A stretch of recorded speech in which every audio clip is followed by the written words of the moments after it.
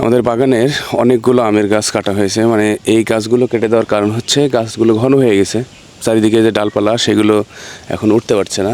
এই যে দেখায় এই পাশে একটা গাছ, এই যে একটা গাছ, এগুলো হচ্ছে বাড়ি ফোর আছে, তারপরে হচ্ছে ব্যানানা ম্যাঙ্গো আছে, এটা হচ্ছে ব্যানানা ম্যাঙ্গো, আর আছে হচ্ছে বাড়ি ফোর আর কৌরমতি, তিনটা জাতের আম এখানে আছে।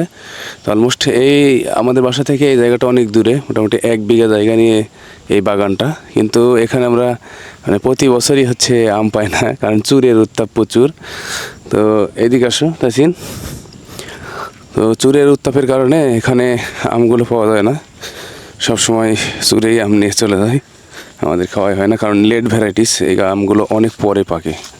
তাই এই যে বিশাল একবারে সুবিশাল একটা বাগান, এই সাইডেও অনেকগুলো গাছ আছে। আগের যে গাছগুলো ছিল সেইগুলো হচ্ছে এই গাছগুলো, বড় গাছগুলো, এগুলো অন্য জাতের, আপনার হিমসাগর আছে, তারপরে ফজলি আছে, ক্ষীরসাপাত আছে, এরকম অনেকগুলো গাছ আছে। এইগুলো হচ্ছে অম্রপালি, বিভিন্ন জাতের মিশ্র একটা বাগান হয়েছে, সাথে 2টা লিচুরও গাছ আছে এখানে, এই পাশে একটা, এই পাশে একটা, এইদিকে আছে আরও গাছ, সব মিলে টোটালে 1 বিঘার একটা প্লট এটা।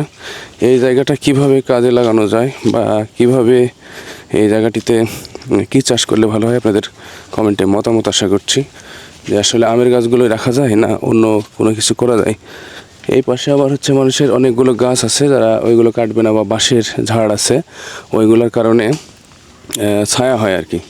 এদিকে আসো, আরও ক্লোজ আসো, এই পাশটা আমরা দেখাই। কাঠের গাছও আছে এখানে, যে মেহগনির গাছগুলো আছে, অনেক বড় সড়ো একটা জায়গা। এই যে লাস্ট এই পর্যন্ত মোটামুটি 7-8 বছর হয়ে গেল এই জিআই তারের বেড়া দেওয়া ছিল, পুরোটা বাউন্ডারি একদম এই পাশ দিয়ে, মানে টোটাল আমরা হচ্ছে জিআই দিয়ে বাউন্ডারি দিয়েছি, এই যে জিআই তার দিয়ে এরকমভাবে। আর এই সাইড দিয়ে লাগাইছিলাম হচ্ছে লেবুর গাছ, ছায়ার কারণে এগুলো হয়নি।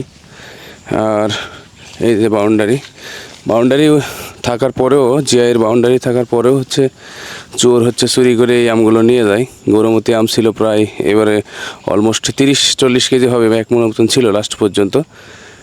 আমরা এসে দেখি যে নামাবো, সেদিন এসে দেখি যে এখানে একটা আটিও পড়ে নেই, আমের চুচাও নাই, আটিও নেই, একদম সব চুরি করে নিয়ে চলে গেছে।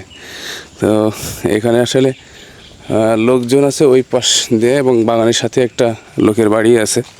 তারপরেও জানি না আসলে এই কাজগুলো কে করে। মানুষের এখন মৃত্যু ভয় নেই বললেই চলে। সামান্য 1 মণ আম চুরি করে সে মানে খেয়ে নিজের কি এমন তারা উপকার সাধ্য হাসিল করেছে আসলে জানি না। আর চিন্তাও নেই তাদের, মৃত্যুর ভয়ও নেই। মৃত্যুর ভয়, সাধারণ মরণের যদি একটু ভয় থাকে, যে অন্যের সম্পদ নষ্ট করে, অন্যের হক নষ্ট করে, এটা একটা পাপ, এই ভয়টা যদি মানুষের মধ্যে থাকতো তাহলে এই ধরনের এই নিষ্কৃষ্ট কাজগুলো করতে পারতো না বা করতো না। তো এই চিন্তাগুলো আমাদেরকে করতে হবে, কারণ হিসাব তো একদিন দিতে হবে। এখন না হয়তো আমরা দেখতে পাইনি বা আমরা এগুলো ভোগ করতে পারিনি, এটার জন্য আফসোস নেই, কিন্তু এই হিসাবগুলো একসময় দিতে হবে। তো কিছু গাছ এখন হচ্ছে কমানো হলো এখানে আমাদের, আর এইটা ছিল গৌরমতির গাছ। তো এখন মোটামুটি কিছু গাছ কমানো হলো যাতে আলো বাতাস একটু হয়, আর গাছগুলোর ডাল যেগুলো আছে সেগুলো প্রুডিং করা হবে। প্রুডিং করলে মানে কেটে সেটে দিয়ে এগুলোতে ওষুধ স্প্রে করা হবে, কীটনাশক এবং হচ্ছে ছত্রাকনাশক। তাহলে আশা করা যায় সামনের সিজনে একটা ভালো ফলন আসবে।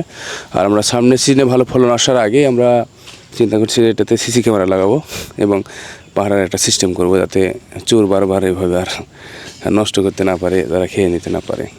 তো এই ছিল অবস্থা। আর এই জায়গাতে আমরা কি করতে পারি, এটাতে কীভাবে কাজে লাগাতে পারি, এই কমেন্টে আশা করছি আপনাদের কাছ থেকে, যেখানে কিভাবে এটাকে ব্যবহার করা যায়। বিদায় নিচ্ছি আজকের মতন এখানে। আসসালামু আলাইকুম রহমতুল্লাহ।